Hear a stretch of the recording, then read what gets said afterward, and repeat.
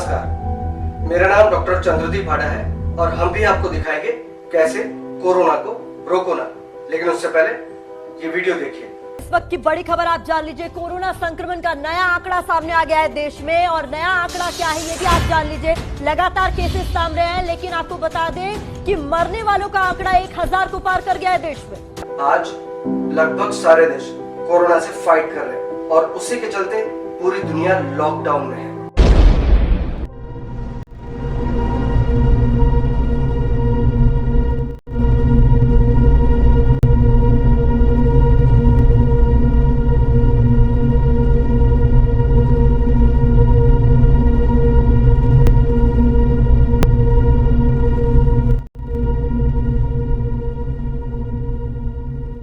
इस वायरस से बचने के लिए फिलहाल कोई भी वैक्सीन नहीं है। सेल्फ आइसोलेशन को ही कारगर बताया जा रहा है।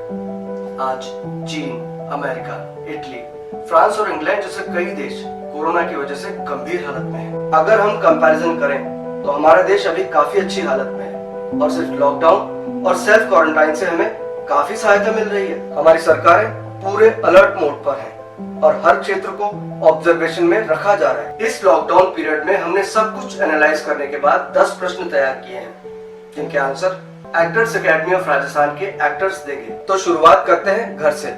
काफी लोगों की ये समस्या है कि उनका टाइम पास नहीं हो पा रहा है, वे घर में बैठे बोर हो रहे हैं।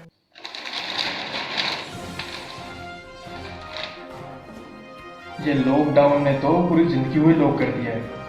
ना जाने कब हम बाहर निकलेंगे। बेटा जरा इधर आ तो।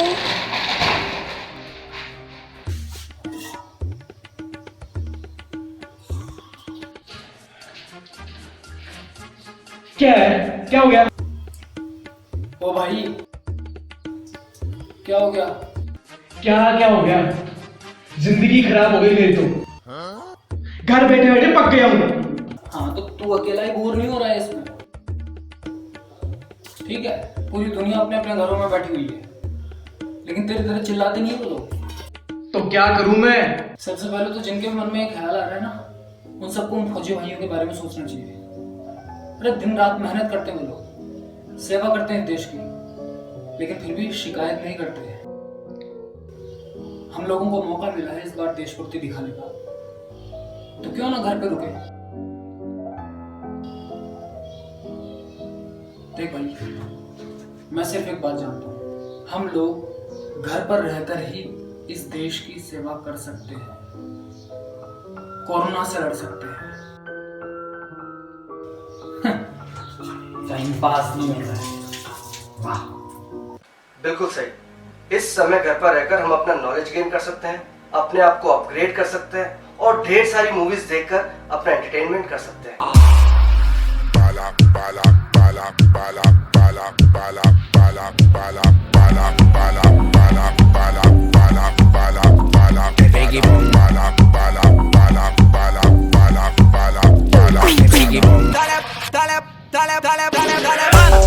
भाई इन्हें तो समझ में आ गई। समय पर अगर हमें जरूरत की चीजें मिल जाए तो इससे बड़ी और कोई बात हो ही नहीं सकती है। लेकिन कुछ लोगों की जरूरतें कुछ और ही होती है जो अक्सर पूरी नहीं हो पाती है। तो आइए अब इन्हें भी समझा देते हैं।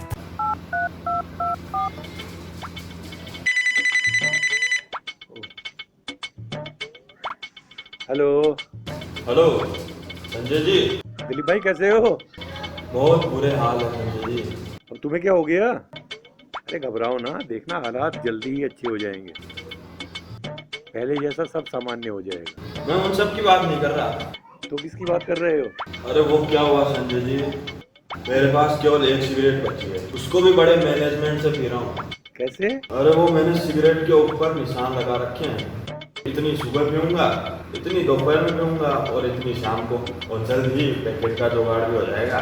धन्य हो दिलीप भाई, आज पूरी दुनिया अपनी जान बचाने में लगी हुई है और तुम अपनी जान गंवाने में लगे हुए हो। भैया सिगरेट पीना स्वास्थ्य के लिए हानिकारक होता है। अगर आपको अपनी और अपने परिवार की जरा सी भी चिंता होती ना तो आप ऐसा नहीं करते। एक रिपोर्ट के अनुसार जो लोग सिगरेट पीते हैं उन्हें संक्रमण का खतरा ज्यादा होता है, क्योंकि उनके फेफड़े वीक हो जाते हैं और इससे जान जाने का खतरा काफी बढ़ जाता है। आज बहुत लोग परेशानी में हैं।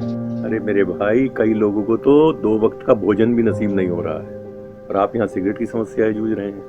आप सही कह रहे हो संजय जी, अनजाने में मैं अपने परिवार को ही खतरे में डाल रहा था। ये हुई ना बात दिलीप भाई। आज के बाद मैं कभी सिगरेट नहीं पीऊंगा। Very good. हमें अपने खाने पीने का पूरा ख्याल रखना चाहिए और शरीर की इम्यूनिटी पावर को बढ़ाना चाहिए।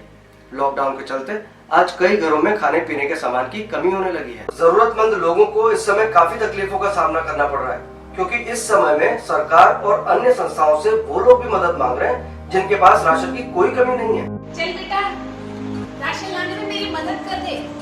चल जल्दी। लेकिन मम्मी हमारे घर में तो पहले से ही काफी राशन है। अरे बेटा, अगर सरकार दे रही है तो हमें चुपचाप रख लेना चाहिए।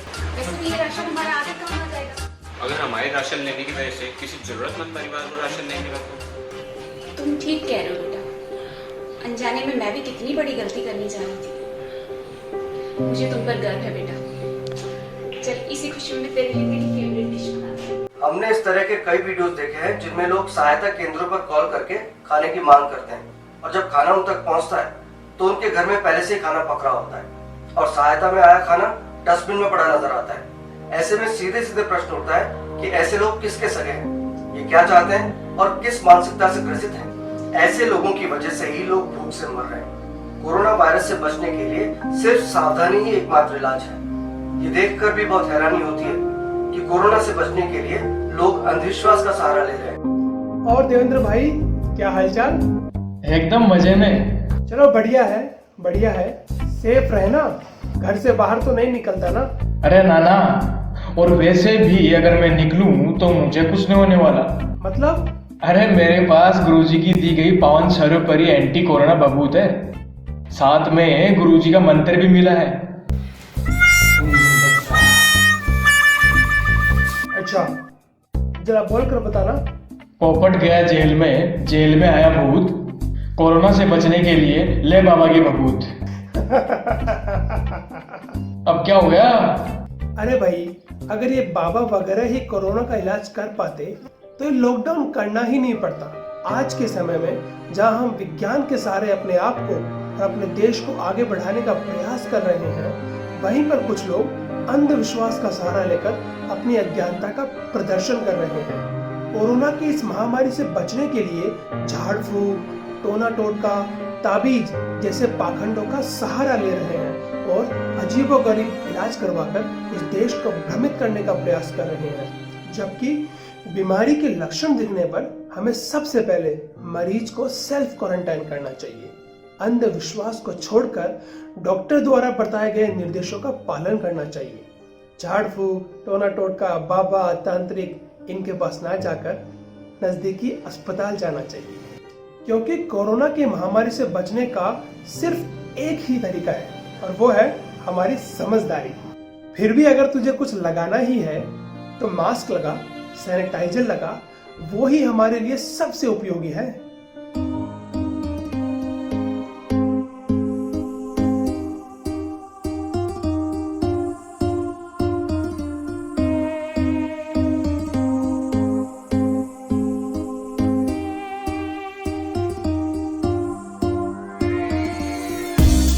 इस समय हमें अपने विवेक से काम लेना चाहिए और अंधविश्वास के चक्कर में न पड़कर हमें लोगों में जागरूकता फैलानी चाहिए। समस्याएं बहुत सारी हैं, जैसे सोशल मीडिया पर फेक न्यूज, अफवाहें और अज्ञानता। बड़ा अच्छा मैसेज आया व्हाट्सएप पे, बेटे को सेंड कर देता हूँ, वो भी देखकर खुश हो जाएगा। कहाँ है बेटा? बेटा बेटा बेटा बेटा बेटा, ये रहा।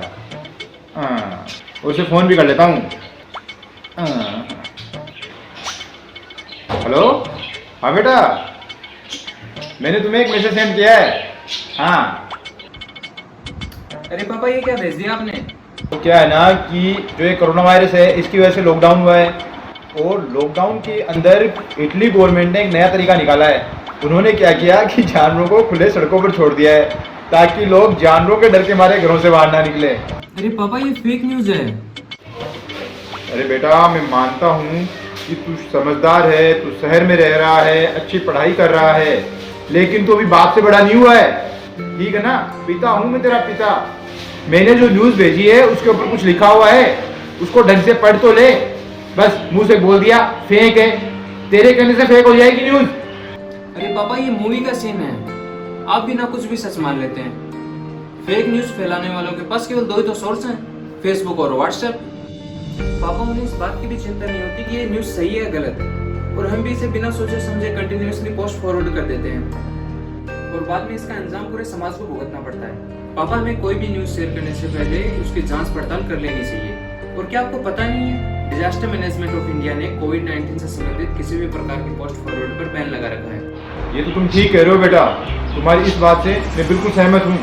सबसे पहले तो मैं इस पोस्ट को ही डिलीट कर देता हूँ, और हाँ, मैं अब आगे से कोरोना बीमारी से जुड़ी कोई भी पोस्ट किसी को भी शेयर नहीं करूँगा। इस बात का मैं प्रण करता हूँ। मैं अपने समय का सही उपयोग अब टीवी पर न्यूज़ देखकर किया करूँगा। ठीक है बेटा, मैं रखता हूँ, अपना ध्यान रखना।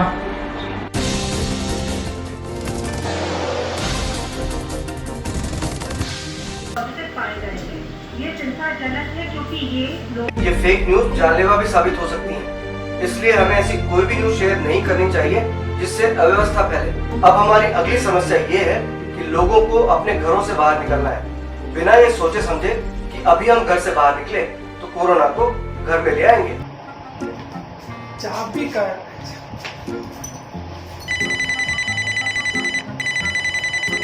हेलो। हाँ भाई, बस आ गया बस पहुंच गया। अरे कहाँ जा रहे हो भैया? अर्पित के घर जा रहा हूँ। अरे ऐसे कौन से जरूरी काम के लिए जा रहे हो? और वैसे भी भैया, इस वक्त घर पर रहने से जरूरी काम और कुछ नहीं है। ऐसे ही बस टाइम पास करेंगे और उसके बाद निर्मल के घर निकल जाऊंगा।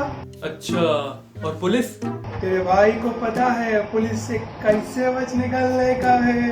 अरे भैया, आजकल पुलिस वालों का एक ही नारा है कि तोड़ देंगे शरीर का कोना कोना, लेकिन होने नहीं देंगे कोरोना। और वैसे भी भैया, अगर आप घर के बाहर जाओगे तो जाने अनजाने में किसी इन्फेक्टेड सरफेस या फिर किसी व्यक्ति को छू लोगे, जिससे कोरोना को घर पर ले आओगे। अरे भैया, अगर आपको ठंडी हवा खानी है तो आप घर की छत पे खा लो। अगर कुछ दिन अपने दोस्तों के साथ नहीं मिलोगे तो कुछ बिगड़ नहीं जाएगा आपका। बात तो तू सही कह रहा है यार। कहाँ जा रहे हो भैया? छत पे जा रहा हूँ, तू भी आ जा, एक्सरसाइज करेंगे मिलकर। अच्छा, आया।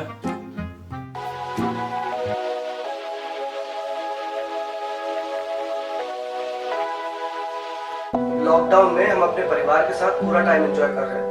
कोरोना वायरस से बचने के लिए अपने आसपास का माहौल और जगह साफ सुथरा रखें, लेकिन कुछ लोग घर के बाहर ही कचरा डाल देते हैं।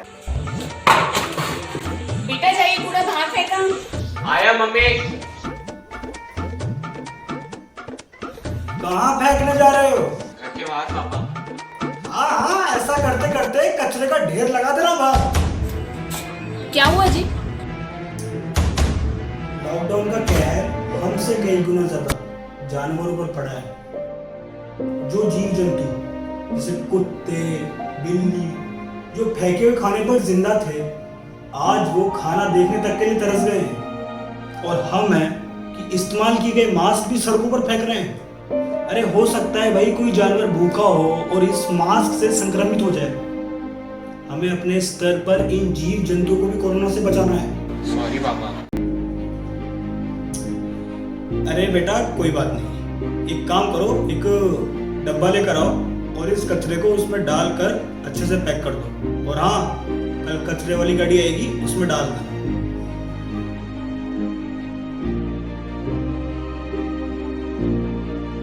कोरोना वायरस से बचने के लिए हमें साफ सफाई की जरूरत तो है ही, साथ ही हमें कुछ खाना, बिस्किट और पीने का पानी गली के जानवरों और पक्षियों के लिए भी रखने चाहिए। हमें कोरोना वायरस को रोकने की जरूरत है, ना कि उससे डरने की। लेकिन कुछ लोग जरा सी खांसी जुकाम से भी घबरा जाते हैं।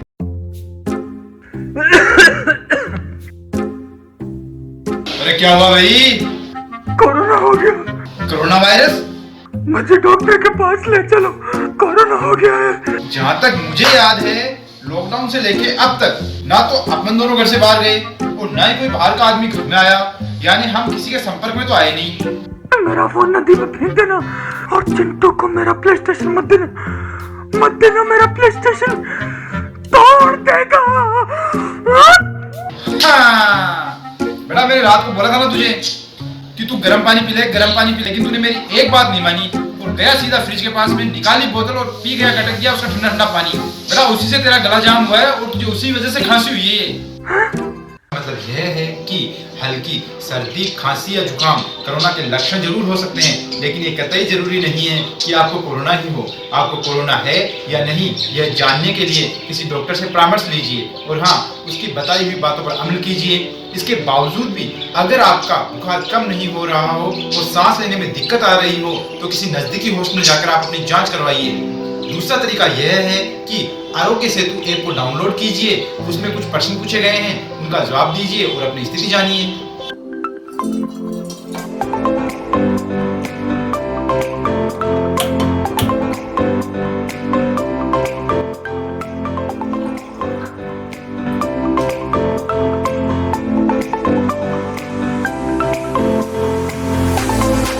इस समय में हमें खुद का ध्यान रखने की बहुत जरूरत है। हमें ऐसी चीजों का सेवन करना चाहिए जिससे हम स्वस्थ और निरोगी रहें। लेकिन इस समय में कुछ लोगों की यह समस्या है कि उन्हें एक ही तरह का खाना नहीं खाना है। इस बारे में आपका क्या कहना है?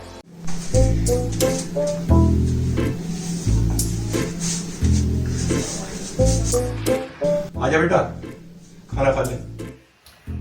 पापा मैं नहीं खाऊंगा, इतने दिनों से एक ही तरह का खाना खा के पक गया हूँ मैं। अब तो मुझे कुछ मेरी पसंद का मिलेगा तभी खाऊंगा। बच्चा, हमारे पास ज्यादा सामान नहीं है। नहीं पापा, मुझे कुछ नहीं सुना, मुझे कुछ खाना ही नहीं है। तू शुक्र मना भगवान का कि हमें खाना मिल रहा है। इस समय लेबर क्लास को खाना बड़ी मुश्किल से मिल रहा है। सरकार और कई भले लोग निस्वार्थ भाव से इन लोगों तक खाना पहुंचा रहे हैं। अब बता, खाना खाएगा या नहीं? सॉरी पापा।